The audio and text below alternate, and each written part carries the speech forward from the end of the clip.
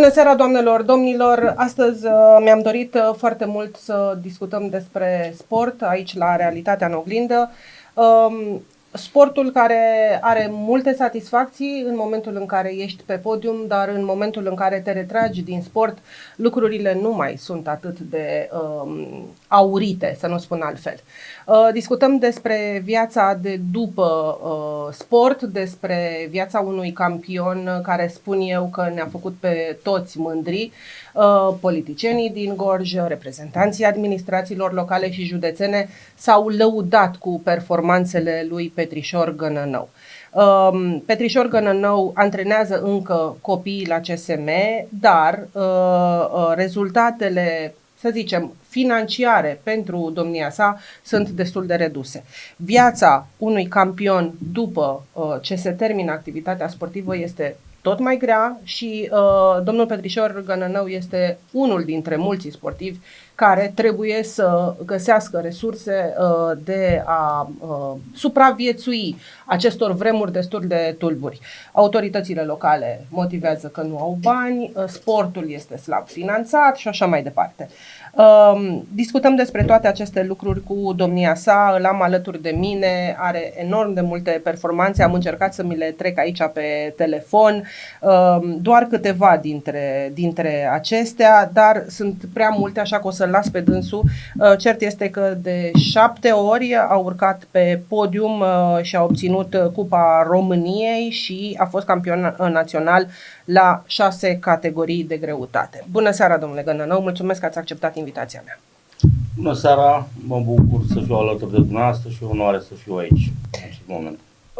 Știu că este greu să vorbești despre lucrurile mai puțin plăcute, dar sportul înseamnă și lucruri mai puțin plăcute, cel puțin după ce dispar acești campioni și dumneavoastră sunteți unul dintre ei din lumina reflectoarelor. Cât de greu este pentru dumneavoastră acum, domnule Gănănou, să vă mențineți într-o viață de sportiv, să inspirați generații de tineri și să faceți față la toate aceste vicisitudini ale unei vieți normale, pornind de la a te deplasa cu mașina până la a-ți asigura traiul zilnic și pentru dumneavoastră și pentru familie? Câte sunt de vorbit, putem să spunem, viața de sportiv, în special de performanță, este foarte grea. Trebuie să renunți, să faci multe sacrificii ca să poți să ajungi acolo și nu se știe dacă nu-ți oferă nimeni sau poate nu-ți dă nimeni șansa să ajungi acolo unde îți dorești tu. În schimb, ce să zic, viața după box este grea. Vorbim în contextul ăsta acum în care mai ales am familie, am 2 copii și pot să spun că mă rezum doar din salariul ăsta care l-am de la CSM, 3.000 de lei. Nu știu ce aș putea să fac mai întâi cu banii ăștia când îi încasez. Dar mai am familia, mai am surorile care vă ajută? Care mă ajută și contribuim toți la întreținerea casei, prin ajutorul lor pot să-mi cresc și copiii și așa putem să mergem mai departe. Ce să zic despre box? Toată lumea vorbește, doamnă, de box. Toți sunt boxeri pe stradă, am văzut pe toți, mai ales după un pahar, 2, să umflă mușchinii. Deci nu am văzut așa ceva. În schimb, când vin acolo pe pătrățică, că de asta îi spun, bă, dacă aveți toată lumea care au năduf, cum zice Adrian Cordoneanu, care aveți năduf pe cineva, veniți, bă, fraților, pe pătrățică și măsurați-vă vitejia acolo. Nu mai dați pe astea, că astea nu fac nimic decât află mult mai multă lume și pune, cred că, într-o postură proastă. M-am uitat și la galele astea de RXF. Sunt niște mascote care prostia se mediatizează în primul rând. Da, dar sunt Da. bine plătite, domnule Gănănou. Înainte de orice, spectacolul vinde mai puțin decât munca pe care ați făcut-o dumneavoastră atâția ani, o tinerețe, adolescență închinată sportului rege, boxul. Dumneavoastră v-ați antrenat, ați ținut cure de slăbire, vă pregăteați pentru fiecare etapă pe care ați avut-o de parcurs în aceste competiții sportive și acum apar aceste mascote, cum le spuneți dumneavoastră, fac un pic de spectacol, joc de glezne pe scenă, wow, aplauze și o grămadă de bani după aceste manifestări sportive, că nu sunt competiții sportive. Credeți-mă că atunci când am fost sportiv și eram campion, toată lumea mă peria și numai laude. Credeți-mă că am acasă vreo 2-3 poduri pline de laude, dar în schimb bani nu am făcut. Sportul ăsta nu este plătit. Acum ce se mediatizează cu prostiile astea, nu pot să spun că e prostie, e foarte bine, e o chestie foarte mare ce se întâmplă la nivel de RXF sau eu știu la ce gale să mai țin la noi în țară. Dar performanța nu se rezumă decât la felicitări, laude și atât. Dar nimeni nu vine să bage mâna în buzunar, să te premieze, să te susțină sau să ajute sportivii, în special de aici, din județul nostru, să-i susțină, să rămână aici, să fie o onoare pentru noi, să ne mândrim cu ei. Așa au făcut și cu mine de-a lungul anilor. Credeți-mă, mi-aduc aminte, din 2000-2012, asta s-a întâmplat. Mergeam cu antrenorul meu, cu maestru Jay, că mă lua de mână ca pe copilul lui și mergeam la toți directorii și felicitări și prea puțin îmi dădeau bani. Și acum vă spun sincer, au uitat. Unii s-au dus, alții au murit, alții ce au mai făcut, dar nimeni nu se uită la ce vine. Ce vine după noi. Pot să spun că suntem pe plan sportiv, cel puțin vorbesc de ramura mea sportivă de box, nu suntem bine, cel puțin aici, vorbesc la nivelul ăsta de, uite, sunt de 3 ani de zile la CSM Târgu Jiu, au trecut vreo câțiva copii prin mâinile mele și pot să spun că au renunțat toți, pentru că e mai ușor să renunți decât să accepti lupta asta, nebunia asta. E o nebunie totală. Și cu slăbiri și cu să și te bați în ring, să fii disciplinat, să ai o tărie de nevăzut. E foarte greu. E foarte greu să vii, să muncești și la final când tragi linie să știi că ai ajuns acolo pe prima treaptă a podiumului, să nu fii nici plătit. Nu știu, parcă le tăiem aripile copiilor. Acum cei care vor să facă sport, să facă box, o fac doar dacă sunt sprijiniți de familie, pentru că statul, să zicem, nu sprijină în așa fel un astfel de tânăr cu mari performanțe să ajungă undeva mai sus. Dacă nu are un sponsor, dacă nu are o familie cu bani, cum putem să-i scoatem pe copiii ăștia dintre blocuri și să dispară violența?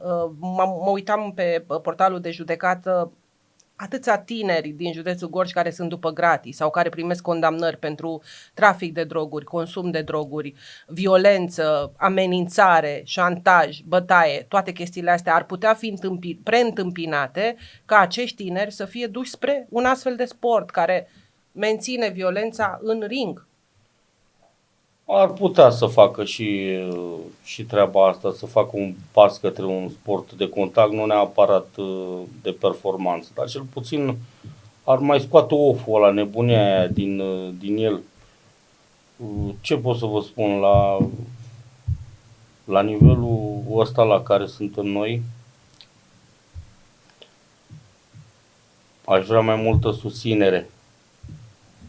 Dar din păcate nu se cere pentru că nu se vrea.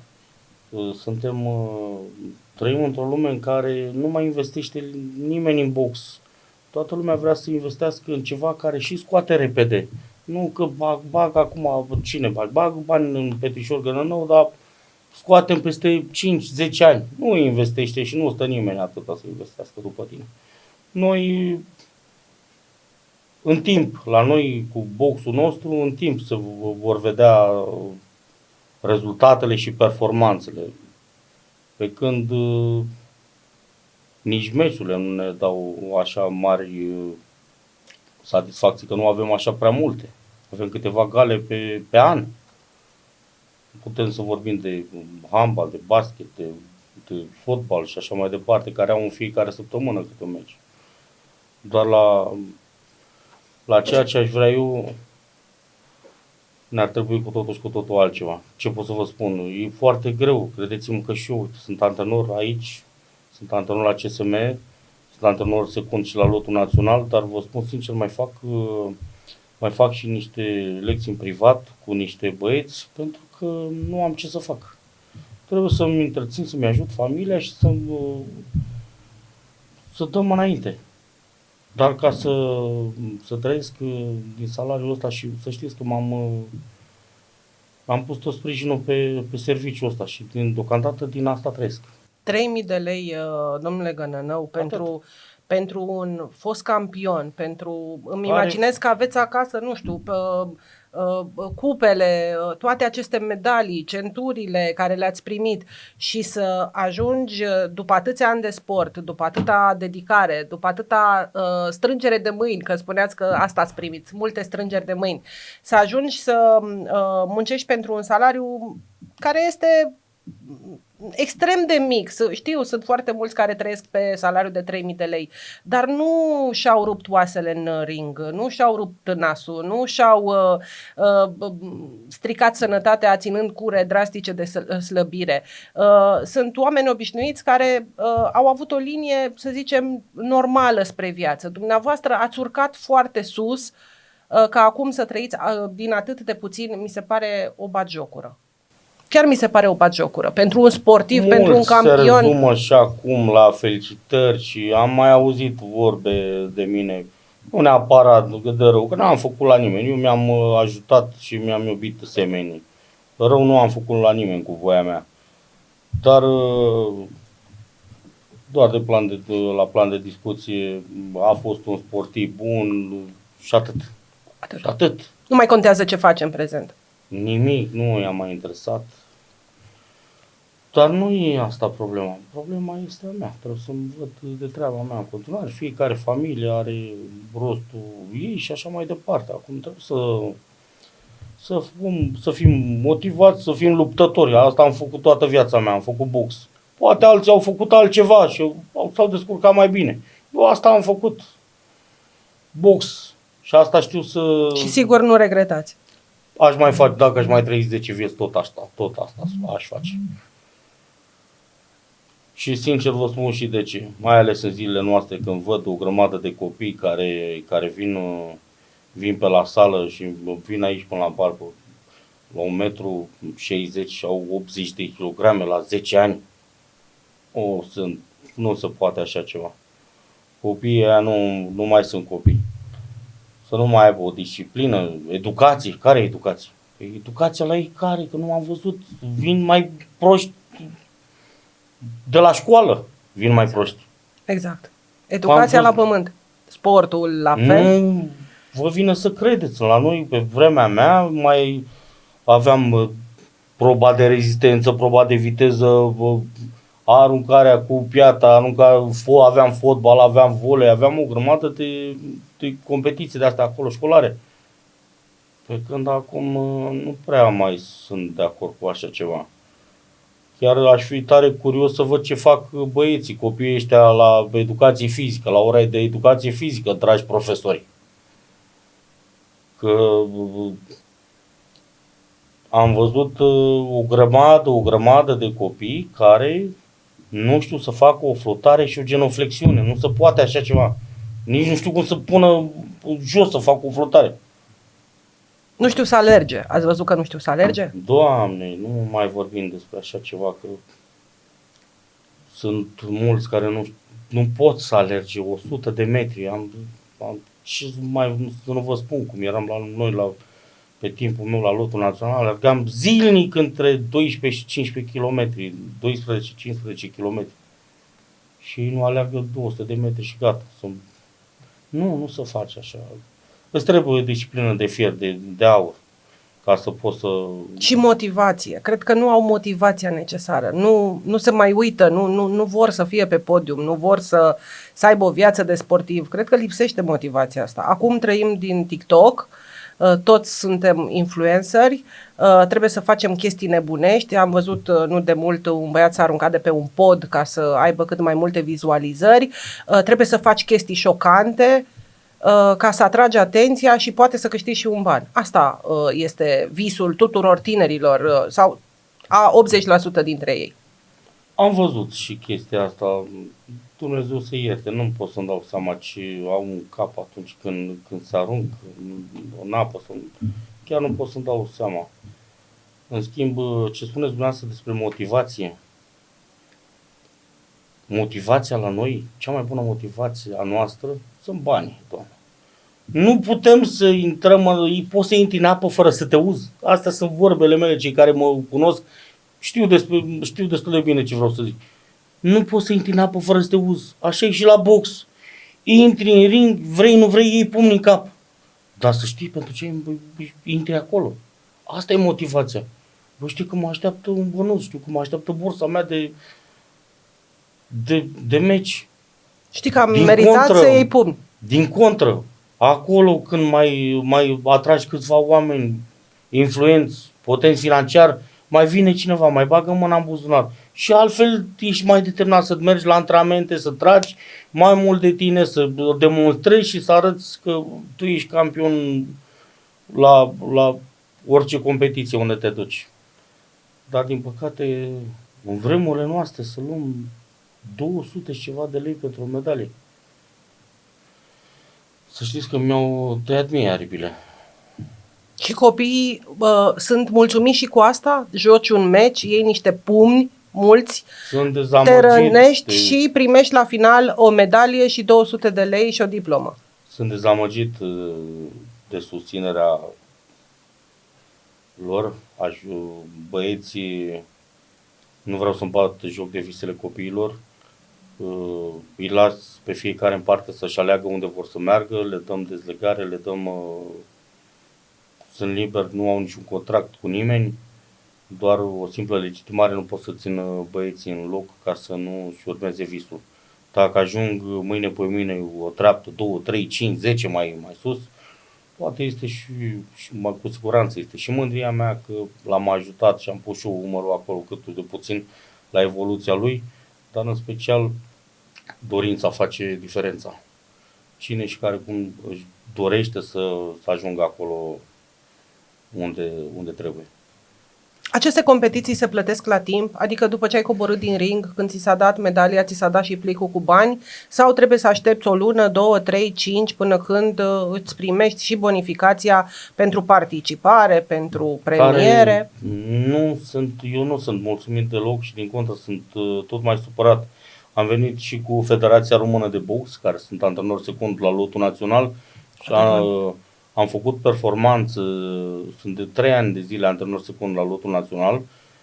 Am făcut performanță an de an, dar vă spun sincer că de un an de zile nu ne-au dat niciun fel de premieră pentru campionatul european de anul trecut.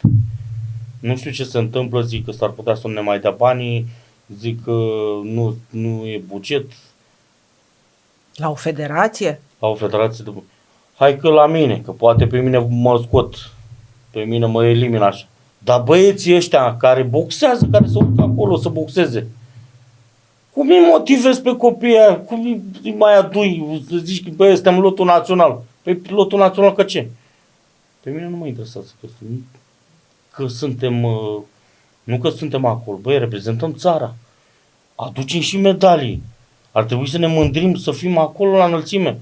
Dar dacă toți suntem acolo și facem și treabă, dați-ne bă ce e al nostru, mă frate, nu ne spuneți nouă că nu se mai dă banii și nu îi mai premiază pe niciun copil. Păi motivația copilului lui ce face? În secunda 2 ai tăiat aripile și pleacă, să duce în altă parte și exact ce spuneți dumneavoastră.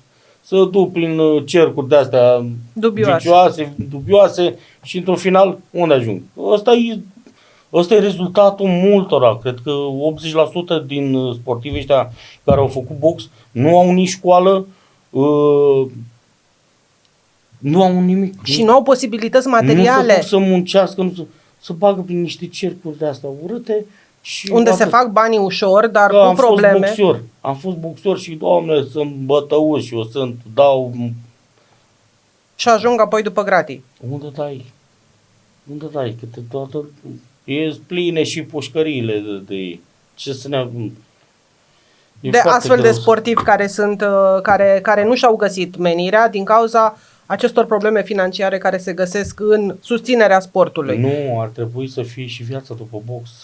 Eu le-am mai spus la mulți, inclusiv cu colegii mei de la Lotul Național. Ei ce fac după chestia asta? După ce termină boxul, ce fac? Nimeni nu poate să-mi dea niciun răspuns. Că nu mai au grijă de ei, să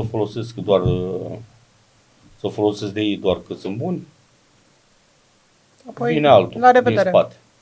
Vine altul și în rest nu. Sunt o grămadă de foști colegi de-ai mei care ar avea multe de spus, dar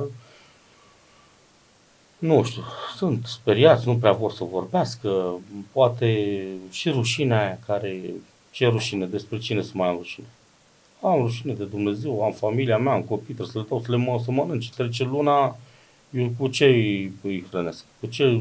Trebuie să vină acasă, când vine acasă, trebuie să le aduc ceva să mănânce. Nu sunt... Titlurile nu țin de foame, asta e cert. Nu țin și am văzut acolo, cum spuneați dumneavoastră, mi-ați enumerat o grămadă de medalii. Aproximativ toate medaliile mele sunt la Hotel Brâncuș, la domnul Brăilă. Mai am vreo câteva pe acasă care o să îi le duc și pe alea, am vorbit cu Cătălin. Dar nu interesează pe nimeni. Poate când mai vine lumea pe acolo, mai întreabă cine a fost ăsta. Atât. Și trece. Dar la nivelul la care am fost la box, credeți-mă că trebuia să-mi facă statuie. Și Târgu Jiu și satul. Eu pentru Panduri am boxat. Și am fost lăsat unde? Am fost la calificările pentru Olimpiadă. Am fost un sportiv bun. Atât. La plan de discuție. Am fost un sportiv bun. Da, cam asta se întâmplă. Grav și dificil. La un moment dat ați avut ocazia să lucrați la stat. Este o perioadă pe care eu nu o cunoșteam, eu nu mi-am mai aduc aminte, dar ați încercat să aveți un serviciu normal care să nu aibă legătură cu boxul. Unde ați lucrat? Și ce s-a întâmplat, de fapt? Eram tot sportiv, practicam sport, făceam de înaltă performanță și atunci mi-aduc destul de bine aminte. Este vorba de 2008, dacă nu mă înșel, m-am angajat la Poliția Comunitară. Acolo... A fost o facilitate pentru dumneavoastră să vă asigure un loc de muncă sau l-ați căutat dumneavoastră? Vreau să văd dacă autoritățile au încercat să vă ajute cumva în acea perioadă. Să știți că m-au ajutat.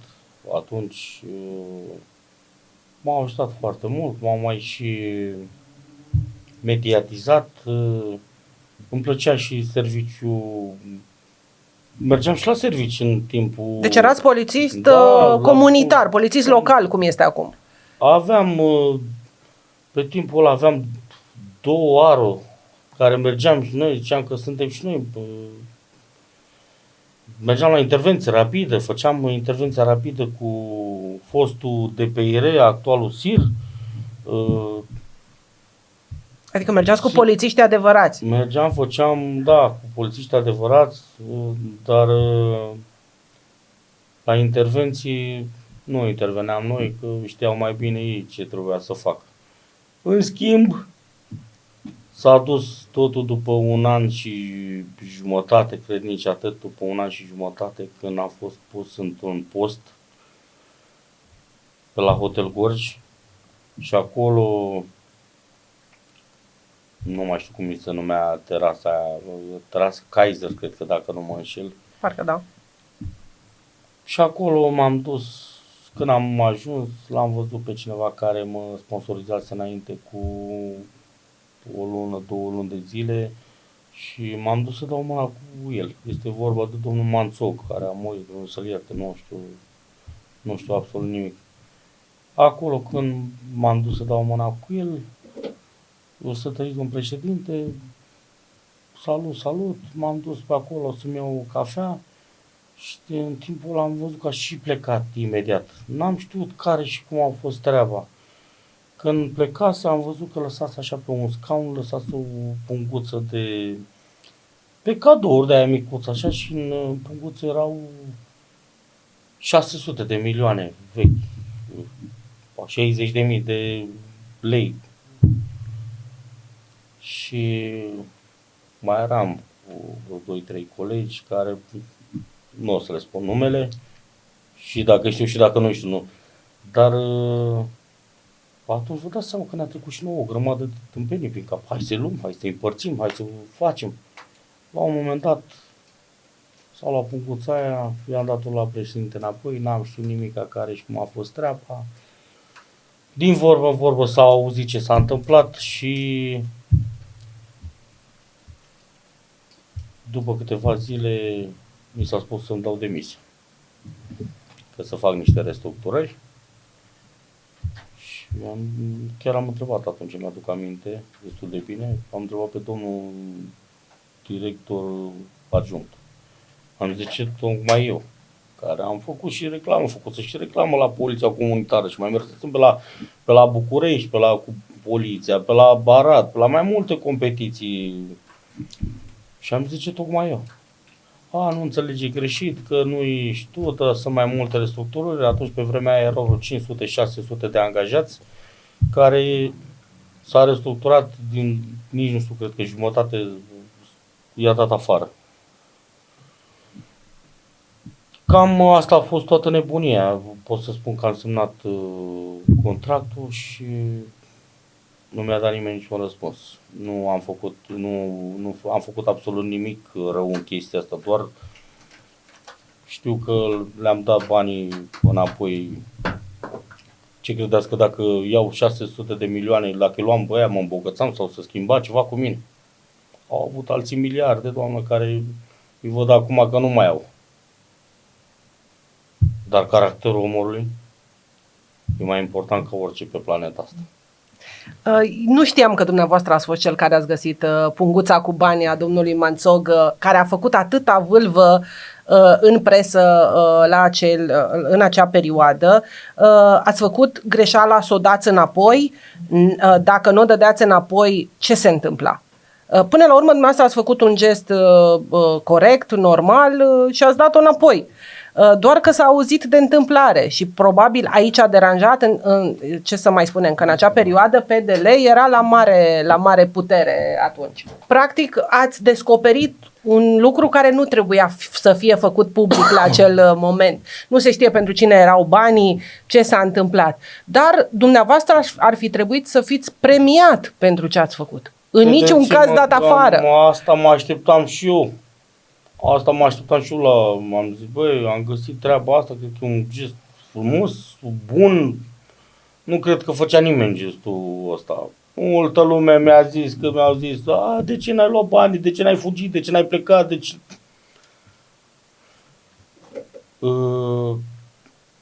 Nu schimba absolut nimic.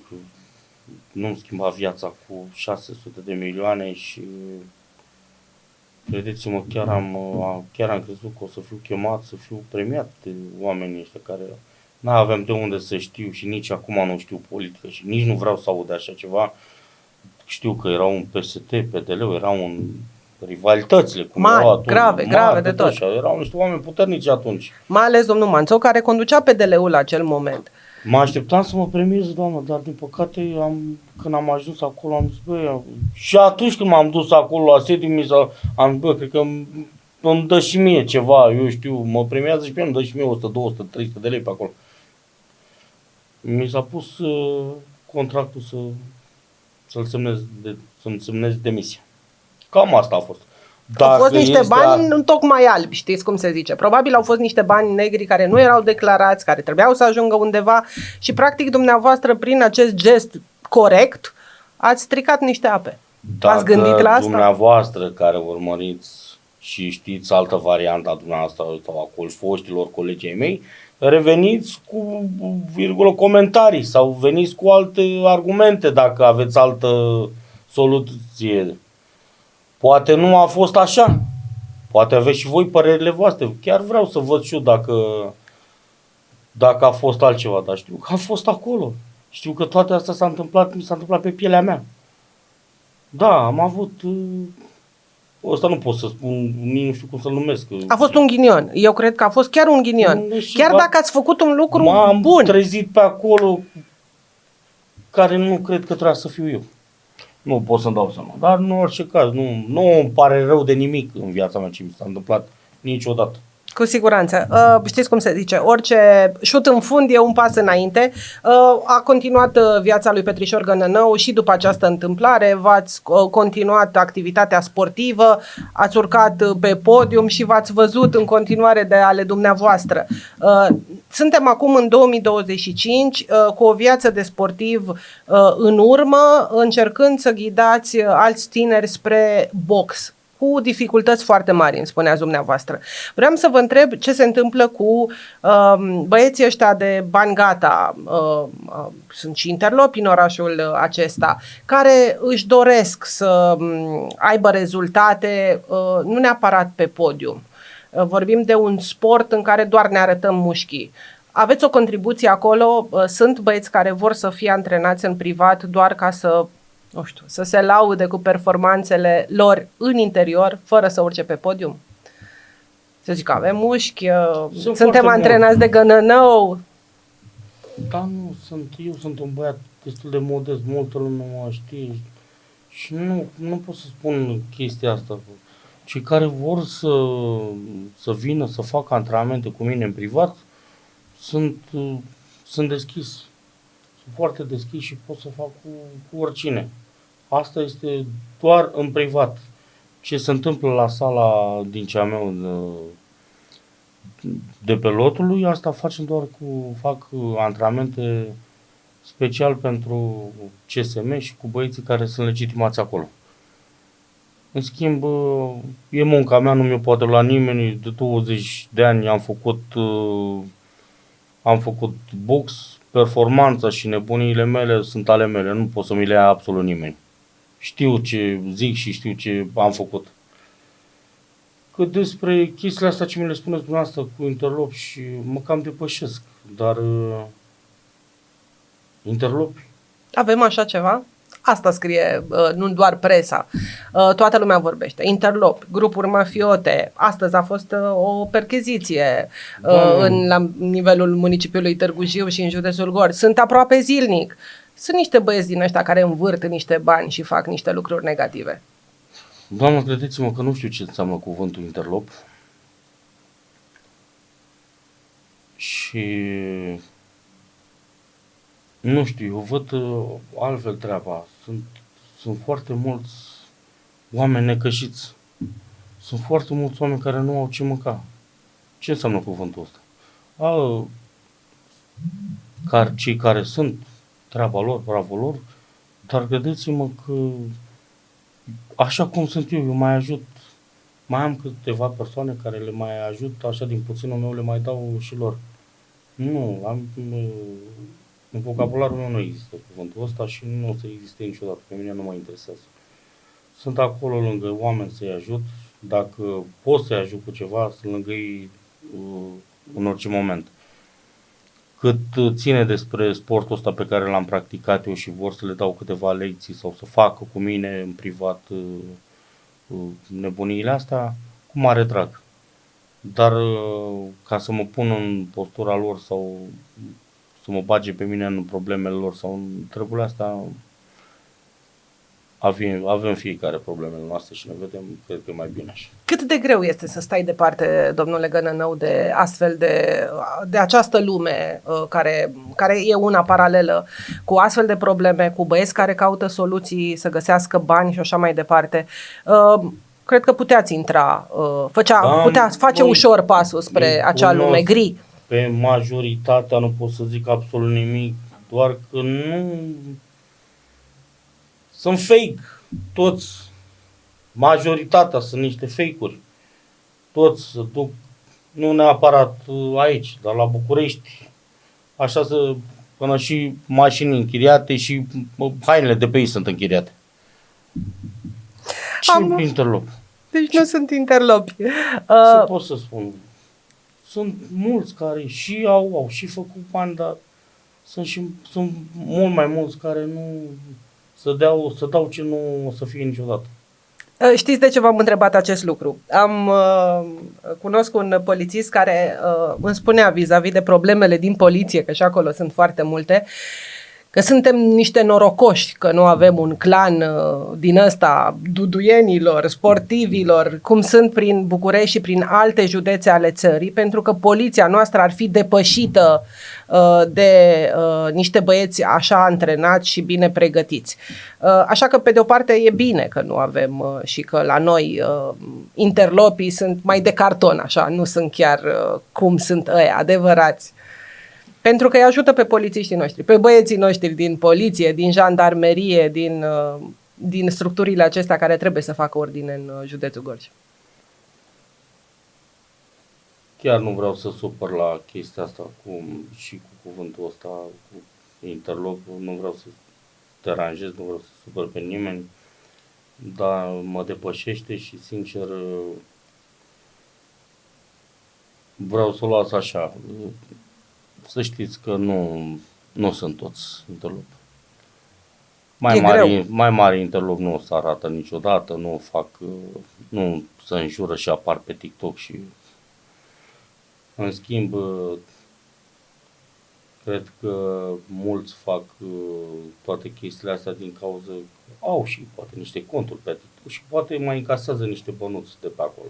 Deci își umflă mușchii doar pentru vizualizări, nu pentru că ei sunt cu adevărat interlopi. Credeți-mă că e o sursă de venit pentru mulți, nu neapărat pentru mulți, pentru foarte mulți.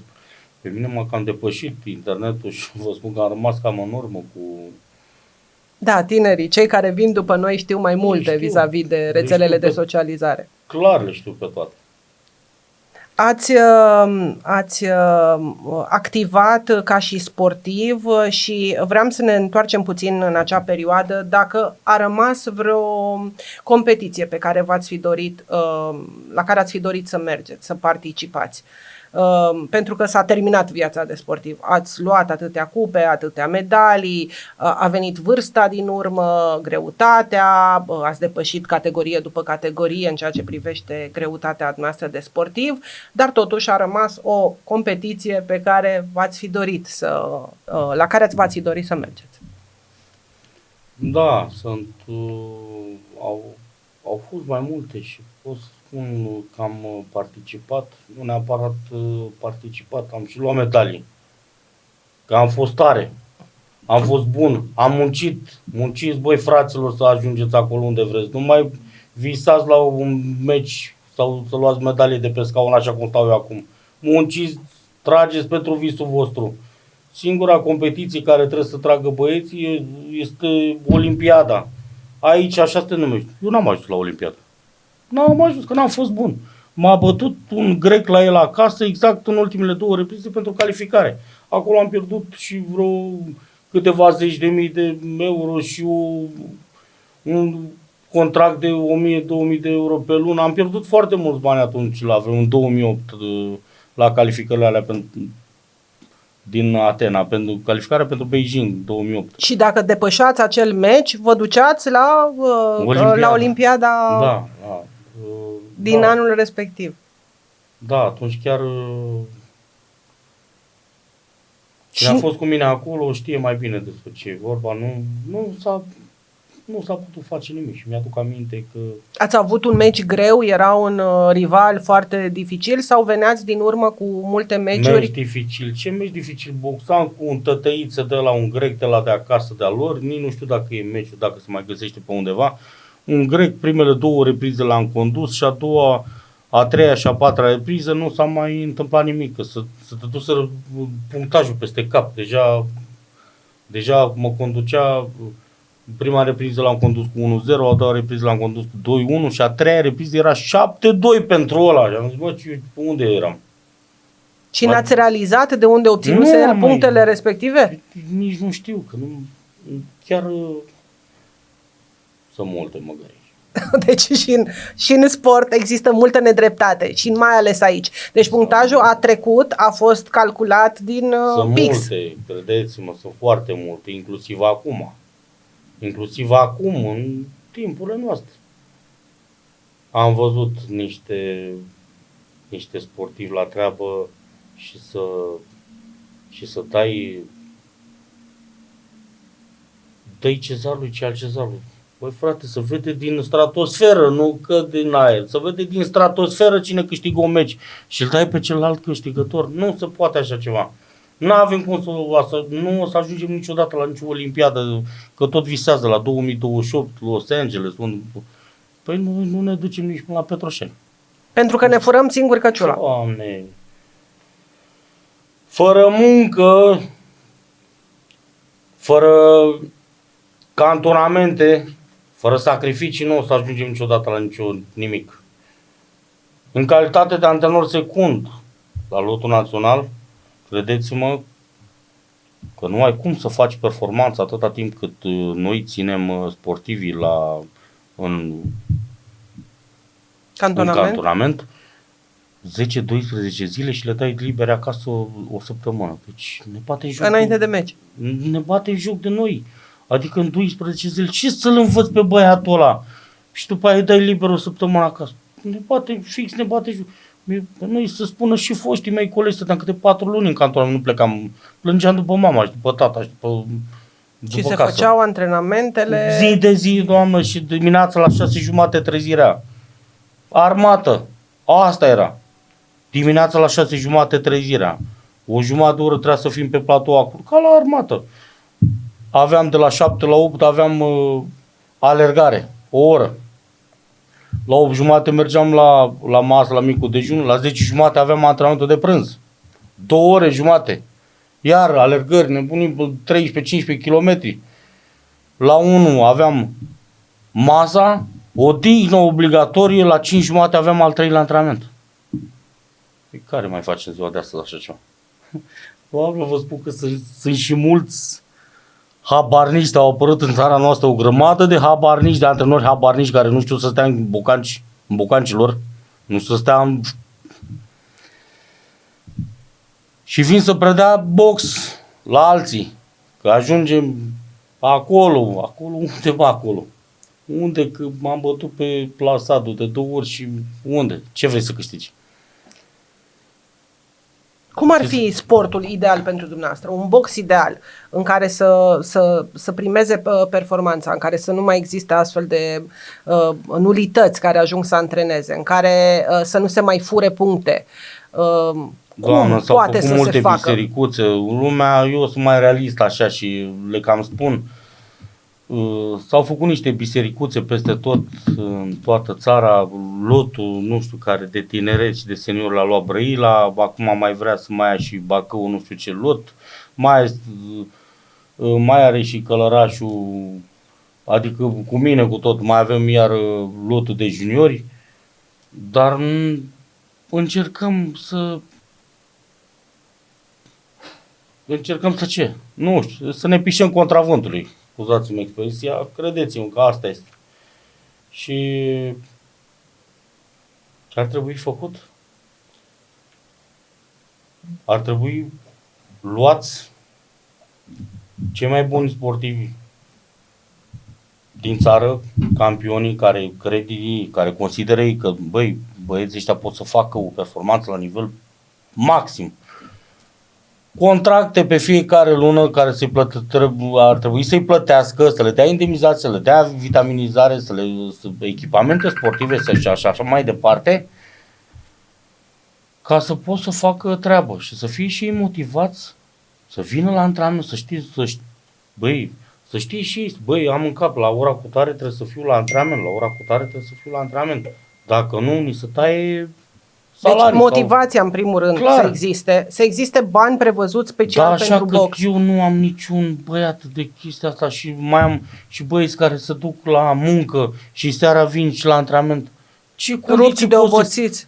Cum pot să trag eu de băieții ăia și nici nu pot să le pun nicio condiție, pentru că ei nu le dau nimic, nu au o indemnizație la mine, nu au nimic, am încercat să m-am mai dus în stânga, în dreapta, ca să pot să ne mai ajutat câte cineva, nu pot să zic că nu ne ajută nici clubul, ne ajută, dar nu... Dar nu suficient. Nu suficient. Poate și eu aș vrea să am o echipă de câțiva boxeri care, la fiecare competiție când mă duc acolo să știu că iau medalie cu ei. Dar din păcate nu sunt la stadiul de pregătire, coordonare braț-picior de începător, care nu am ce să fac. Și în competiție nu mai mă duc ca să fac sute de kilometri distanță, stânga-dreapta, mă duc pe la Iași, ca să ce? Pentru câteva minute, pentru 5, 6, 7, 10 minute, ca să cât boxez acolo, să știu că nici mentalitatea aia de învingător nu mai are, că și maestre poate pierd. De la început am venit să pierdem aici sau să câștigăm. Corect. Că nu am auzit eu. Vedeți, sau băieții vorbesc între ei și să știu care sunt campioni, au auzit de cutare, de ăla, care sunt la categoriile respective care au fost campioni și sunt mai emotivi. Băieții în general nu mai sunt puternici să aibă un psihic tare. Mai degrabă pun genunchiul jos și renunță la luptă și la tot procesul ăsta de... Și cum îi ajutați ca să aibă, noastră îi ajutați și pe partea asta sportivă, ok, să aibă forma fizică, să fie bine hrăniți, cred că le spuneți acest lucru, dar psihic cum îi ajutați? Cum le inspirați această, nu știu, voință de a câștiga, de a fi acolo, de a fi un adevărat boxer, luptător, pugilist? Cei care mă știu nu știu strategiile, nu o să le spun la nimeni niciodată, chestiile astea sunt...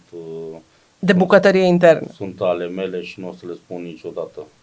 Și nici nu vreau să dezvălui, să facă toată lumea așa cum am învățat. Eu sunt și eu la nivelul meu, că nici eu nu sunt acolo sus. Dar aici, că sunt destul de... Sunt mândru de mine că am făcut sportul ăsta față de niște unii care n-au făcut nimic niciodată și vin să mă coordoneze pe mine. Pe când... peste tot în țara asta, pe unde merg, văd și într-adevăr sportul ăsta îți trebuie ani de zile ca să ajungi să faci performanță. Eu dacă în 3 ani de zile v-am spus ce pot să fac dacă am adus câteva medalii și nu am putut să ajutăm băieții ăștia, atunci ce puteam să fac decât să le dau drumul și să plece la alte echipe, mai mari, eu știu, la Rapid, la Dinamo, sau pe unde au putut și ei.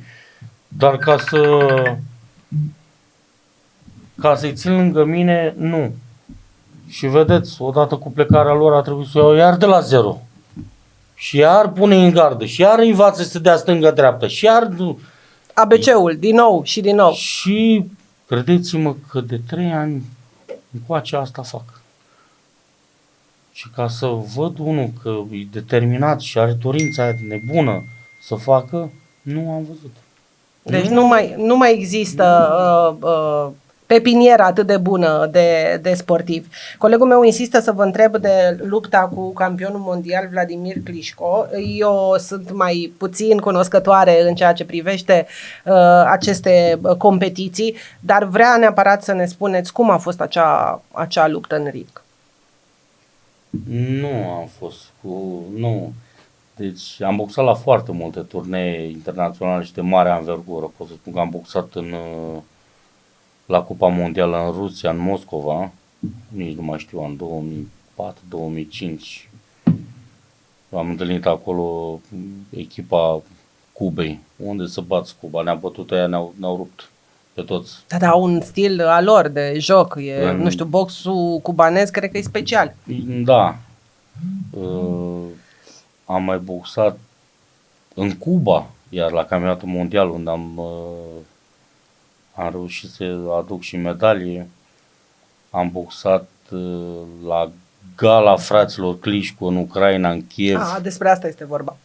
care am dat atunci, mi-aduc aminte, am dat mâna cu frații, erau imensi, erau oameni puternici care erau și campioni, era și campion mondial, era tare de tot. A fost o onoare să boxăm acolo. Dar în schimb am boxat cu Alexandru Usyk în 2006. Băiatul ăsta, omul ăsta e de zeu pentru box. A bătut tot ce se putea bate acum, este neînvins la categoria la super grea și ultimul meci, mi se pare, nu cred că greșesc, a câștigat 120 de milioane de dolari la ultimul meci. Și eu am boxat cu el în 2006 la un turneu în Ungaria, la Balaton, și nu cred că mă înșel. Foarte tare. Am pierdut acolo, este și pe Wikipedia, cred că meciul. Nu meciul, sunt rezultatele. Rezultatele mai multe. Un meci greu? Foarte greu. Avea un stil de joc special, că mă gândesc că fiecare sportiv are un fel al lui de a se mișca, de a lovi, de... Fiecare boxer are ceva al lui, dar băiatul ăsta era cu totul și cu totul altceva. Special. Atunci, pe vremea aia, aveam niște mânuțe, așa, niște pumnișuri, am zis, stai să vezi tot ce bătaie îți dau când intru în ringa. Și credeți-mă că m-a bătut, n-am știut de mine, vreo 3 reprize mi-a dat, cu mânuțele alea așa mi-a dat. Și acum, bravo lui, felicitări, este un campion absolut și cred că nimeni nu-l va bate încă 4-5 ani de acum înainte. În toată lumea asta, da. Excelent. Deci până la urmă aparențele înșală, da? Adică dacă vedem un sportiv care nu e atât de făcut, nu atât de înzestrat de natură, nu înseamnă că în ring este Nu e așa. la fel tot, da, înșală aparențele asta, așa este. O ultimă întrebare și vreau să încheiem. Unde v-ați fi dorit să vă fi născut, dacă aveați posibilitatea să alegeți, în așa fel încât viața dumneavoastră sportivă să fie cea pe care ați visat-o? Poate în, nu știu, Las Vegas, în America, poate în Cuba, că tot vorbeam de boxul cubanez care este special deosebit și au băieții de acolo un stil aparte de joc. Poate în Rusia, de ce nu? Că acolo, în Rusia, sportivii sunt cu adevărat considerați cetățeni de onoare ai localităților și a țărilor. Dacă m-aș mai naște odată? Și având tot viața asta cu acest parcurs de sportiv, de boxer, unde v-ați fi dorit să fiți? Credeți-mă că aș vrea să... La Bumbejiu, tot acolo, tot în sânul familiei mele, tot cu familia mea, cu copiii mei, dar am o chestie care aș putea așa să spun pentru cei care ne privesc. N-aș mai vrea să mai fie lumea așa de rea. Oamenii sunt prea narcisiști, sunt prea plini de ei și nu înțeleg de ce. Am dispărut câteva chestii de asta de respect, cel puțin de respectul de vârstă, s-a dus de mult. Nu știu ce să zic. Nu mi-aș dori să mă fi născut pe niciunde altundeva. Aici, la noi, pe pământurile noastre, pe meleagurile astea noastre unde suntem noi, dar să avem o viață mult mai liniștită și credeți-mă că când eram copil așa am crezut că o să fie mai bine, dar din ce în ce parcă s-a răutățit mult mai mult. Vedeți că nu ne mai ajung salariile astea, parcă sunt destul de mici în comparație cu salariile care sunt în Italia, în Spania și așa mai departe și prețurile la mâncare, la asta sunt acelea sau poate sunt chiar sub noi. Și noi vă dați seama că avem și noi o grămadă de cheltuieli pe fiecare. Nu pot spun că mai avem și rate și o grămadă de cheltuieli pe fiecare lună. Nu îmi doream și nu-mi doresc Dacă m-aș mai naște de 10 ori, tot aici aș vrea să stau și cred că aș face același lucru. Tot box. Da, nu mai lăsa. Pot să fie fotbalul regele sporturilor de pe planetă. Da, boxul e altceva. Te disciplinează, te educă și nu uitați-vă și dumneavoastră că sunt o grămadă de exemple care au coloană vertebrală, sunt oameni puternici, nu puternici, oameni cu simț de răspundere și așa mai departe. Cât despre violență și asta, nu cred eu că o să vedeți dumneavoastră de la un sportiv de performanță să fie violent pe stradă sau să înjure, să jignească. Asta așa e, până adolescența asta, nebunia asta, euforia care e bine. Așa este, mai arde sângele în copii. Dar când treci de o anumită vârstă, cred că se mai pun cap la cap toate și mai ales când mai ai și o familie, copii, ți se schimbă viața. Și un sfat de final pentru tinerii care și-ar dori să facă box. Nu neapărat box. Aș ruga și îndruma și a spune tuturor oamenilor care ne privesc: fraților, lăsați copiii la sport, orice sport doresc ei, că-i fotbal, că-i volei, că-i handbal, că-i basket, că-i box, că-i lupte și așa mai departe, lăsați-i să facă sport. Nu este nimic altceva decât sănătate, puternici, să fie dezvoltat, să aibă o imunitate puternică și numai așa pot să ajungă și sănătate. Asta este cea mai importantă chestie de pe planetă din partea mea, să fie sănătos. Orice copil, orice om de pe planeta asta. Să fim sănătoși, fraților. Mulțumesc mult, domnule Gănănău, mulțumesc celor care ne-au privit de acasă. Luați ca reflecție, momente de reflecție cele spuse de Petrișor Gănănău, atât în ceea ce privește viața sa de sportiv, dar și viața sa de după această activitate atât de intensă de sportiv, cu performanțe, cu medalii, cu rezultate. Ne întoarcem cu picioarele pe pământ, suntem oameni, trebuie să trăim, să supraviețuim, iar sportul, din păcate, nu este suficient de plătit ca să îți permită să ai o viață decentă și să trăiești și după sport, doar din sport. Mulțumesc încă o dată, seară bună tuturor!